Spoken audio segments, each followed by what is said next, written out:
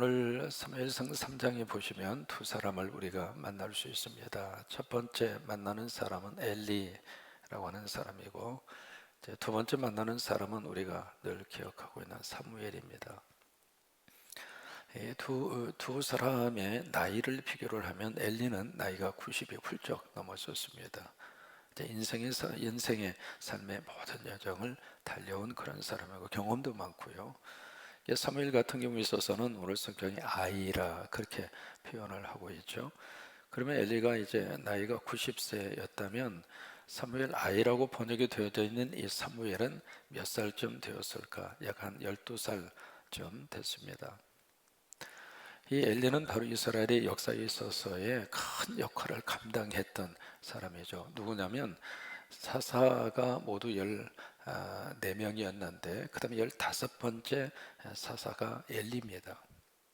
사사라고 하는 것은 그 당시 350년 동안 이스라엘 전체를 정치적으로 사회적으로 이끌고 가는 통치자입니다. 그러니까 시대적으로 어렵고 고통스러울 때 하나님께서 한 사람을 세우셔서 그 시대를 이끌어 가시는데, 사사가 통치하는 것이 아니라 사사를 통해서 하나님이 통치하십니다. 그래서 이 사사 시대의 이 정치의 개념을 신정정치라 그럽니다. 하나님이 직접 통치하는 시대였다 그 말이죠. 그래서 이제 엘리가 그 역할을 감당을 했고, 사사이면서도 엘리는 대제사장, 그 종교적인 최고의 지도자죠. 그 일을 감당했던 사람이 엘리입니다. 근데 오늘 3장에 보시면은 엘리의 시대가 서서히 지금 마감을 하고 있습니다. 그 대신에 어린 이 사무엘을 하나님이 새롭게 세우셔서 사무엘의 시대가 새롭게 여명이 밝아오는, 새로운 시대가 확 하고 일어나는 그런 모습을 사무엘서 3장에서 우리가 발견을 할 수 있습니다. 여러분, 이번에 이 새벽의 총진군이 여러분 모든 인생 가운데 새로운 문이 열릴 수 있게 되기를 축복합니다. 새로운 은혜가 열리고 새로운 역사가 열리고 새로운 미래가 열리고, 이제 그 사람의 주인공으로 쓰임받고 있는 사람이 누구냐면 사무엘입니다. 오늘 성경은 이 엘리와 사무엘이 역사의 리더십의 체인지가 이루어지는 그 시대에 어떤 시대적인 상황을 가지고 있는가, 1절이 그것을 우리에게 잘 보여주고 있습니다. 1절을 보시면 아이 사무엘이, 그러니까 한 12살쯤 된 그 사무엘이 지금 무엇을 하고 있냐면 엘리 앞에서 제사장이죠. 제사장 앞에서 무슨 일을 했는가, 여기에 섬긴다라고 하는 말이 나오죠. 이 섬긴다고 하는 말은 영어로 미니스터라고 하는 말입니다. 사역을 했다 그 말이에요. 그러니까 어린 이 사무엘이 젖을 뗐을 때, 2살에서 3살이 되었을 때 한나가 엘리 제사장 앞에 갔다가 하나님께 드리는 마음으로 맡겼잖아요. 그때부터 지금 여기 12살이 될 때까지 약 한 10여 년 정도 엘리 앞에서 제사장들이 하는 일을 보조한 거예요. 이제 그렇게 하면서 이 사무엘이 보내게 되는데, 그때 시대적인 상황이 어떤 상황이었는가, 두 가지로 말씀을 하시고 있습니다. 저는 하나님의 말씀이 어떻게 했는가 희귀했습니다. 그리고 두 번째로 하나님의 말씀이 희귀하니까 이상이 어떻게 되냐면 이상이 없습니다. 여러분, 이 두 가지의 말씀은 아주 깊은 관계성을 가지고 있거든요. 왜 하나님의 말씀이 희귀했을까? 희귀하다는 이야기는 거의 없다 그 말이죠. 하나님의 말씀이 거의 드물다 그 말입니다.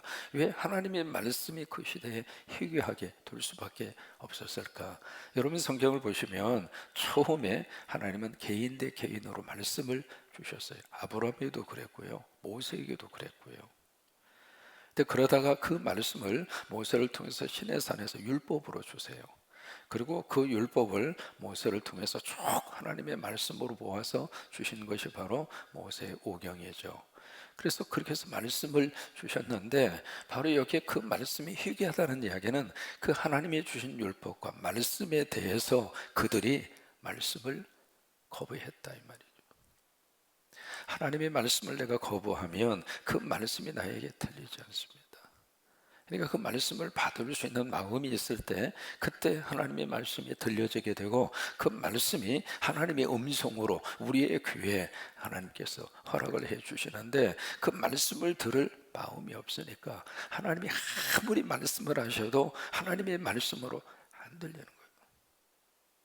하나님은 지금도 우리에게 수없이 많은 것을 통해서 말씀을 하세요. 우리가 이번에 겪은 코로나의 모든 일도 그 일을 통해서도 하나님이 말씀하고 계세요. 이번에 우리가 철저하게 하나 느낀 게 있습니다. 마스크가 얼마나 중요한가. 우리 성도들 모두가 다 마스크, 여러분 특별히 마스크도 보통 마스크가 아니라 KF94라고 그래서 공식적으로 공인이 된 황사도 막아주고 코로나도 막아주고, 답답하고 힘드시더라도 꼭 마스크를 착용하시고, 그것이 이렇게 막아주더라 그 말이에요. 그 바이러스 감염자가 왔다 하더라도, 예배 가운데 함께 참여를 하고 있다 하더라도 마스크를 딱 쓰고 있으니까 그 바이러스가 들어오려고 하다가도 못 들어오잖아요. 그런 것처럼 하나님의 말씀을 들으려고 하는 마음이 내 속에 꽉 하고 있어야 하나님이 주시는 말씀이 내 안에 들려지게 돼요. 그런데 바로 이 엘리가 있었던 이 시대는 그런 것들이 사라지게 됐다 그 말이에요. 왜 그렇게 됐을까? 하나님의 말씀을 무시하는 거예요. 하나님의 말씀을 자꾸 소홀히 하니까 하나님이 주시는 말씀과 음성이 희귀하게 된 거예요. 여러분들의 귀가 항상 열리셔서 하나님의 음성을 듣고 하나님의 복을 받는 여러분 되시기를 축복합니다. 지금 이 봄이 돼서 막 피어나는 꽃이 있잖아요. 그 꽃 속에서도 하나님의 음성을 들을 수 있어요. 그 다음에 이 말씀이 희귀하게 되니까 그 다음에 뭐가 없는가? 이상이 없는 거예요. 이상이라고 하는 것은 히브리 말로 하존이라고 하는 말을 씁니다. 이 하존이라고 하는 말을 영어로 어떻게 번역하는가? 비전이라고 번역을 해요. 그러니까 여기 이상이 없다 그 말은 꿈이 없다 그 말입니다. 비전이 없다 그 말이에요. 그러니까 이 말씀과 이 하존은 아주 밀접한 관계를 가지고 있습니다. 말씀이 있을 때 우리에게 하존이 생깁니다. 하나님의 말씀이 내 속에 들어왔을 때 내 안에 뭐가 생기는가? 꿈이 생깁니다. 비전이 생깁니다.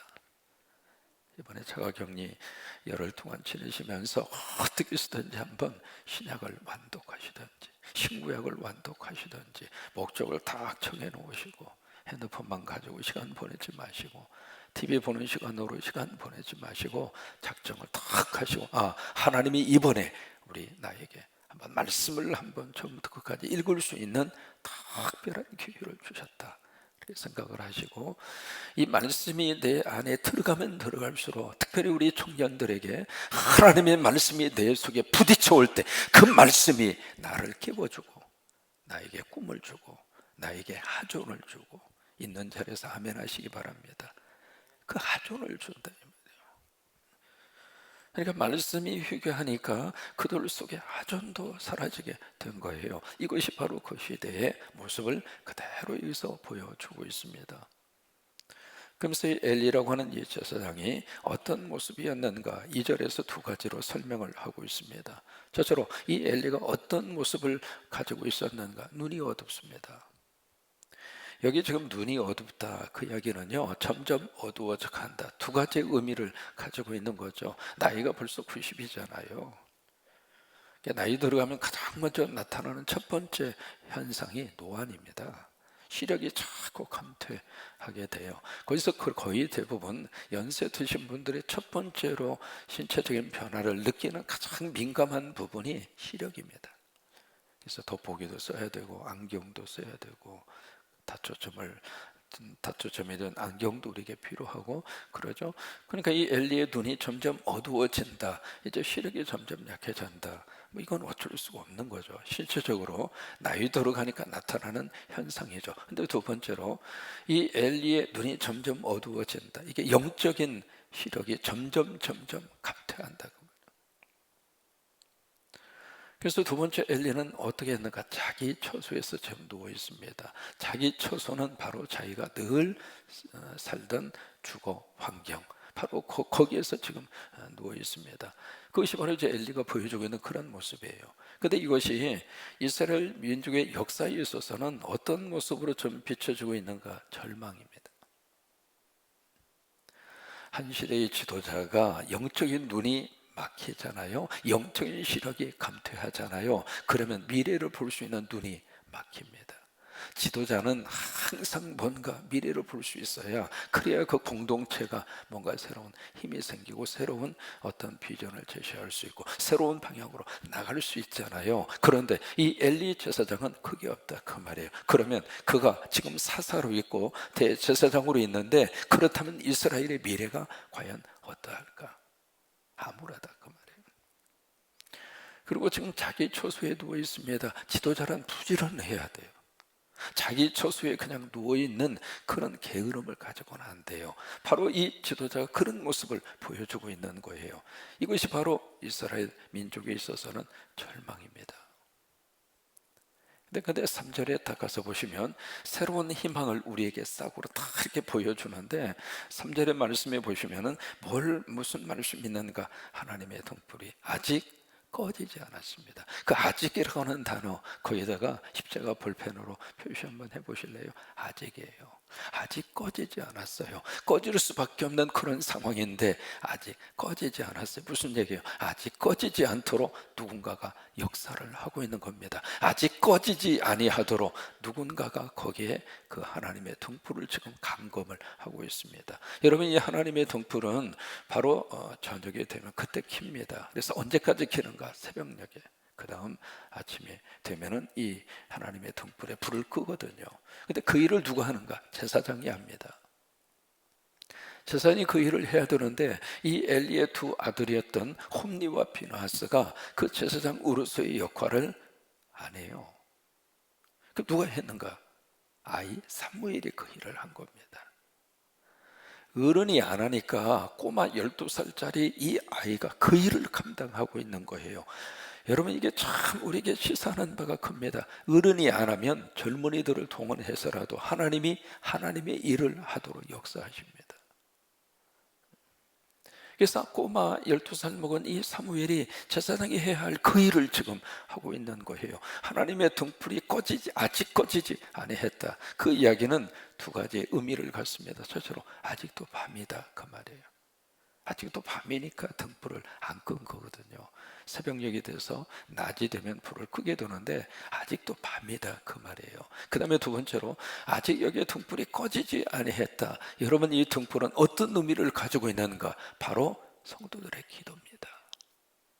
우리 성광 속에는 아직 하나님의 등불이 밝혀 있습니다. 우리 성광교회 안에는 아직도 하나님의 등불이 켜져 있습니다. 코로나 속에서 온 성도들이 하나가 돼서 서로 격려하시고 서로 보다듬어 주시고 서로 위로하시고 얼마나 힘들었느냐고.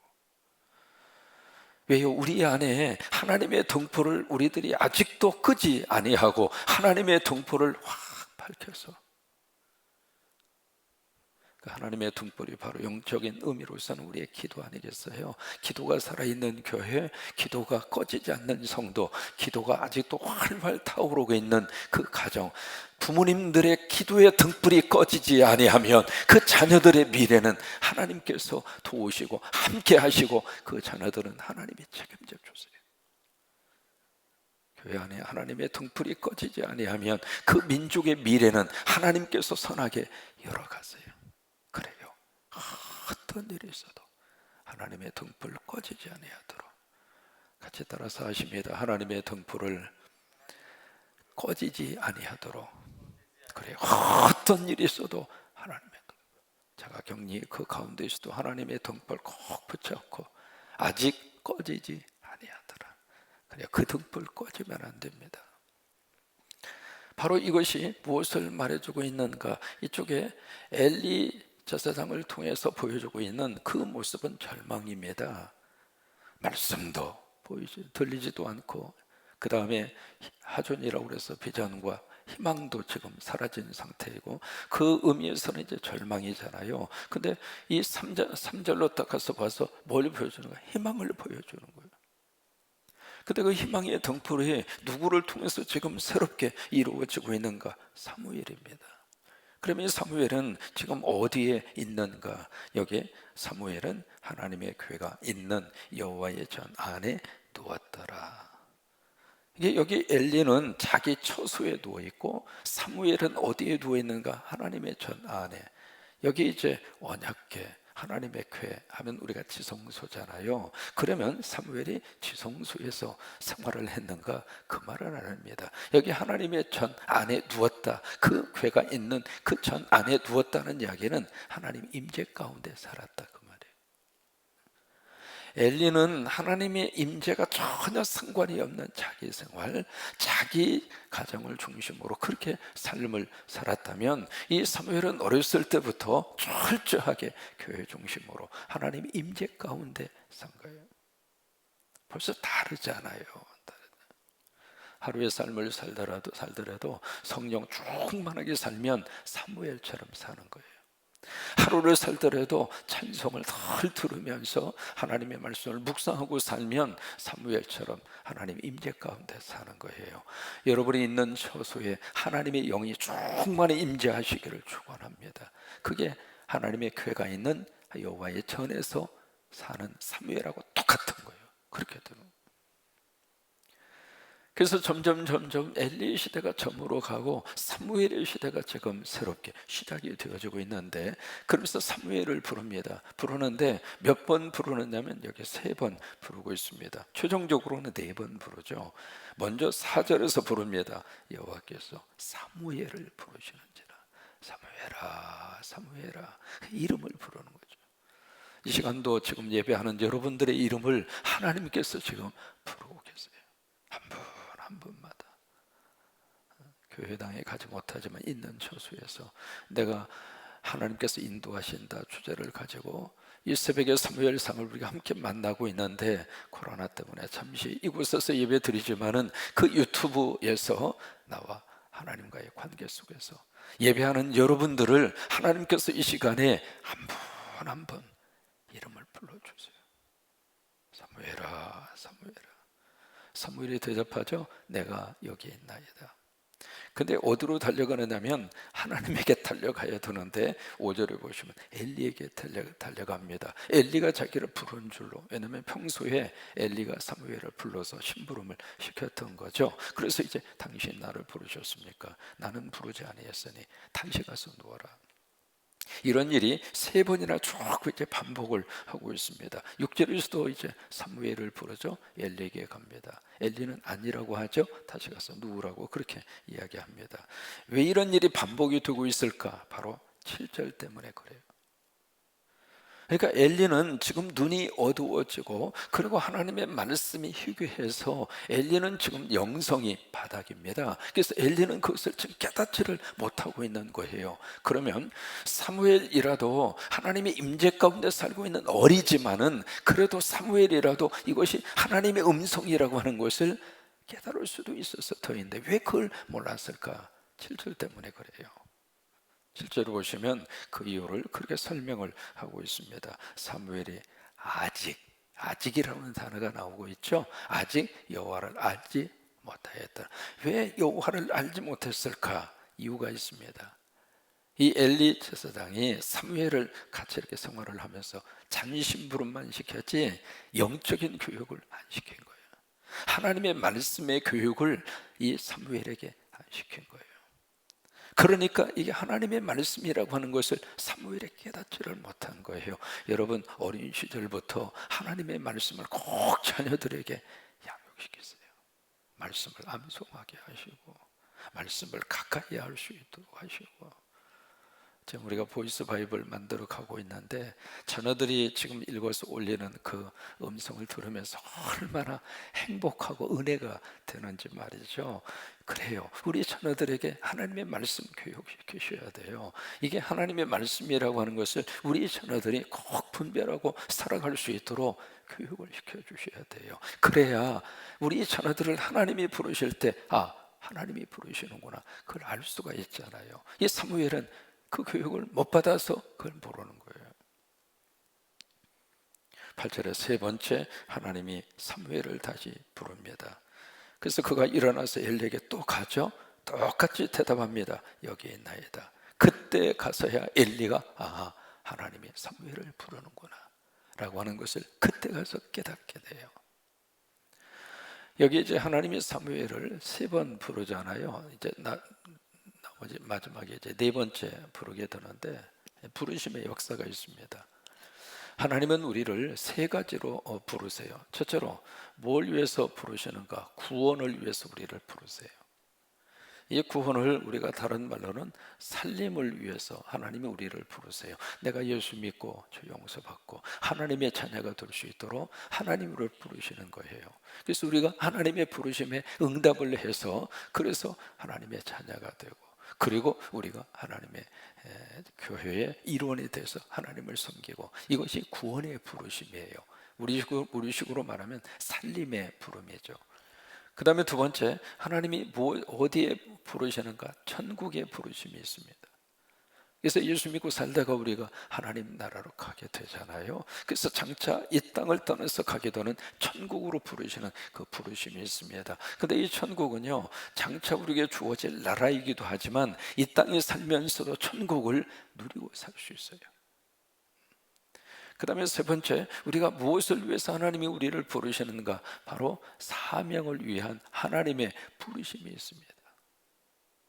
지금 하나님은 사무엘을 왜 부르는가? 이것 때문에 지금 부르고 있는 거예요. 사명을 위해서 하나님이 사무엘을 지금 부르고 있는 거예요. 여러분, 사람이 살면서 가장 행복한 순간은 어느 순간인가? 내 사명을 깨달았을 때. 사람은 사명이 확 하고 이렇게 깨달아주는 순간, 그때 아하, 내가 무엇을 위해서 어떻게 살아야 할 것인가에 대한 방향성과 인생관과 가치관이 열리게 되는 거예요. 여러분, 사명이 있는 사람은 환경이 아무리 요동친다 할지라도 그 속에서도 자기가 해야 할 일을 끝까지 붙잡고 사명을 가지고 오늘 하루를 멋지게 살아냅니다. 사명입니다. 하나님은 사무엘을 사명의 자리로 지금 부르시고 있습니다. 미국의 전 세계 토크쇼의 여왕함은 오프라 윈프리, 우리가 기억하고 있잖아요. 세계 100대 인물 가운데 한 분으로 그렇게 뽑히기도 하고, 전 세계로 움직이는 10명의 가장 영향력 있는 여성 10명 중에 한 명으로 그렇게 꼽히기도 하고, 아무튼 세계적으로 유명 인사잖아요. 근데 오프라 윈프리가 이것이 사명이다 라고 하는 참 멋진 감동적인 그런 말을 합니다. 당신이 남들보다 뭔가 가진 것이 있다면 그것은 당신에게 축복이라기보다는 사명입니다. 당신이 뭔가 아파하는 것이 있다면 그것은 고통이라기보다는 사명입니다. 당신이 뭔가 설레이는 꿈을 가지고 있다면 그 꿈은 망상이 아니라 그것은 당신에게 사명입니다. 당신에게 뭔가 부담스러운 것이 있다면 그것은 짐이요 문제라기보다는 그것은 당신에게 사명입니다. 그래서 오프라 윈프리의 이것이 사명이다 라고 하는 참 감동적인 그런 글입니다. 하나님이 우리를 여기로 부르세요. 사명의 자리로 우리를 하나님이 부르세요. 그래요, 오늘 하루도 여러분의 자리가 사명의 자리입니다. 비록 방에 지금 자가 격리 중에 있지만 그 자리가 하나님과의 관계를 맺으면서 뭔가 만들어가는 사명의 자리입니다. 그 자리로 하나님의 사무엘을 부르시고 있는 것처럼 우리를 부르시고 있고, 오늘 하루가 이런 역사와 능력이 여러분 가운데 임하기를 주의 이름으로 축원합니다. 정리합니다. 엘리 그리고 사무엘. 이 엘리가 가지고 있었던 이 사사의 이 주의가 사무엘 쪽으로 넘어옵니다. 그래서 이제 사무엘이 마지막 사사입니다. 그리고 엘리가 가지고 있었던 이 제사장 그 역할이 사무엘에게 이쪽으로 넘겨오게 돼요. 그래서 엘리는 저물어 가고 사무엘은 다시 일어납니다. 우리 성광에 있는 특별히 우리 청년들과 우리 교회 학교 친구들이 앞으로 이 시대를 위해서 떠오르는 사무엘처럼 새로운 시대의 주인공으로 하나님의 쓰시기를 바라고 그렇게 축복하시게 되기를 주의 이름으로 축원합니다.